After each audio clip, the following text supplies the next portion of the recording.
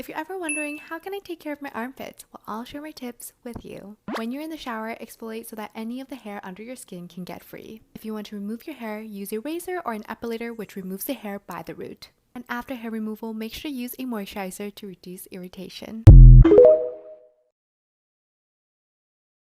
I'm drawing mine here. And we're going to put it into the corner of the eye and we're just going to pull it out. Can you imagine that actually works? I honestly don't think so, but let's see. Let's try it again.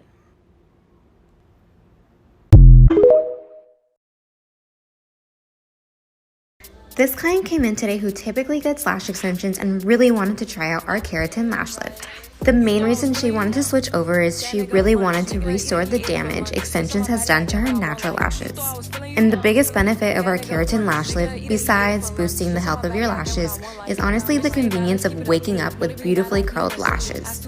We are so excited to start her new journey towards her healthy, lifted natural lashes, and this one lift already made such a difference. Stay posted for her progress. Okay, this will be quick. Y'all got to keep up with me. First things first, I go in with this Yardley Oatmeal and Almond Soap. This is the main thing that's consistent throughout my routine. And this Method Coconut Body Wash, which smells amazing. After this, I go in with the Cocoa Cashmere Butter Body Scrub. And after that, I go in with the Naturium Glow Getter. I also make sure my feet are taken care of through these washes, but I also go in underneath my toes with this tool. I take care of the front and the back and clean up everything for my lower region. And once I'm out, I go in with my underarm toner, these Frenchy Vanilla Cashmere Body products, the body lotion and oil in Kayali.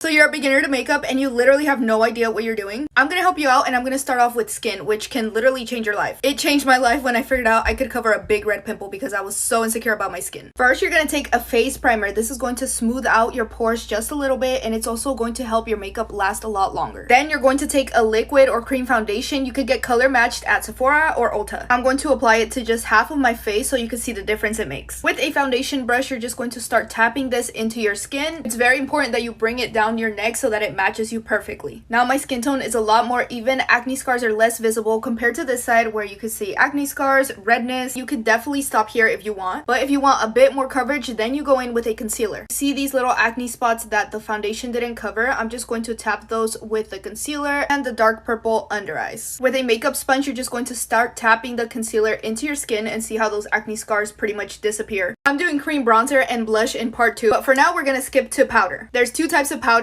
loose powder and pressed powder. I like both. I like to apply it with a powder puff, but you can also use a brush. This is going to ensure that your makeup doesn't move around and crease throughout the day. It also blurs and mattifies the oiliness. You see that? And that's it. Let me know in the comments if this was helpful. Okay, if you have either of these two types of acne on your body or your face and they're not poppable and they're not a whitehead, chances are you've either got fungal acne or milia. They have two completely different treatment plans, and this is my foolproof, tried and true method of getting rid of them both. Keep on watching. So this fun thing up here is called milia, and it is commonly found in more sensitive areas of the skin like your under eyes, and it actually has nothing to do with your pore size or your sebum. It's just an overproduction of keratin in your cells. It's completely harmless, but it's very annoying, and what happens is when your cell turnover slows down, the keratin in your cells keeps growing until it protrudes through the skin in little white bumps that you see up here. Now the easiest way to get rid of milia is by speeding up cell turnover manually. You can do that in two ways. You can do it with active ingredients like our truly 1% ageless retinol serum. You can also do it with exfoliants. Our favorite, of course, is the truly exfoliating facial scrub. This one right here is no fun. This is called fungal acne, and it's characterized by small uniform white bumps across the skin, primarily in regions like your forehead and your cheeks. Now, a really good way to set this one apart from milia is that this one has a tendency to become very itchy very quickly. Another thing is that milia is an overproduction of keratin. Fungal acne is actually an overproduction of yeast. Now, yeast needs a very occlusive, temperate, and warm home to live in. So this can be brought on by things like excessive sweating, overproduction of oil, and even over-moisturizing. Now, it is very important that we treat this one with antifungal remedies and not antibacterial remedies, which are in most run-of-the-mill acne products that you will find. That is why I really like the Truly Clear Spot solution for this. Basically, it's got a whole load of tea tree oil in it, and as we know, tea tree oil is antiseptic and antibacterial, and it'll do a wonderful job of clearing this one up, even if you've had it for months. How to make your lips look bigger. Overline the top of your lip called the Cupid's bow and follow your natural line down to the corners, and overline the bottom center of your bottom lip and follow that up to the corners, shade in the corners, apply lipstick and apply a lighter color to the center, and boom!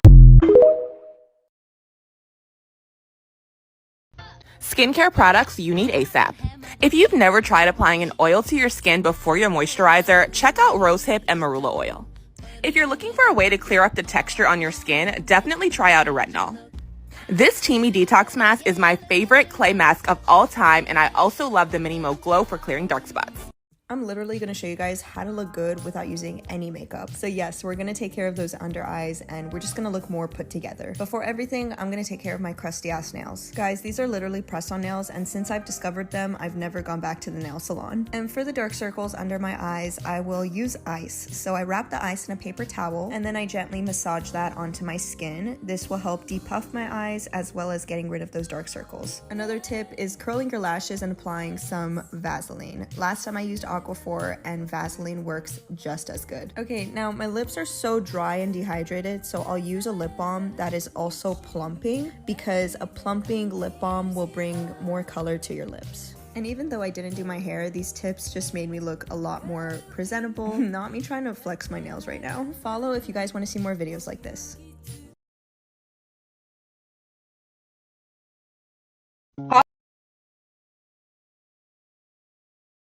The hair care trick you should never skip, part 1. You guys, I learned this from a hairstylist years ago when I was on a photo shoot, and she taught me 5 incredible hair care tricks for fine and limp hair and how to make it full and luscious. So what are they? Number 1, use a lightweight scalp soothing shampoo and conditioner. One of my favorites is the Aveeno Rosewater and Chamomile Blend collection, and it looks like this.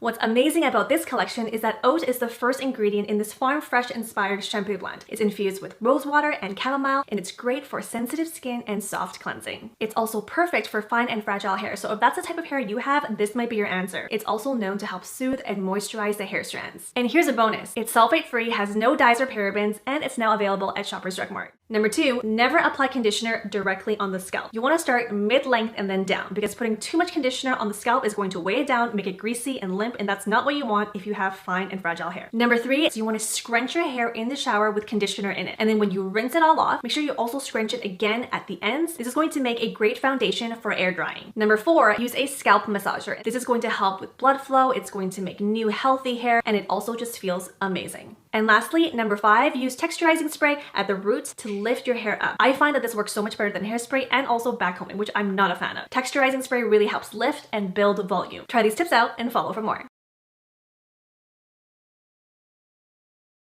Persuasion hacks to get what you want, part 2. When you ask for something, use the word because.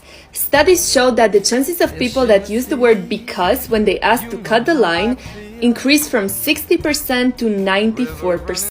You have more than 200 different hormones in your body, and hormones are basically chemical messengers that control different systems in your body: your immune system, your metabolism, your digestion, and your skin. And you know what? Food has a profound influence on your hormones. So here are 4 foods to avoid for beautiful skin and to prevent hormonal acne. Number 1 is the most important one to avoid, and that is sugar. The average American eats 25 teaspoons of sugar per day. Most of that is in hidden sources. Sugar is like an inflammation sandwich. You have to get it out of your diet if you want to have clear skin.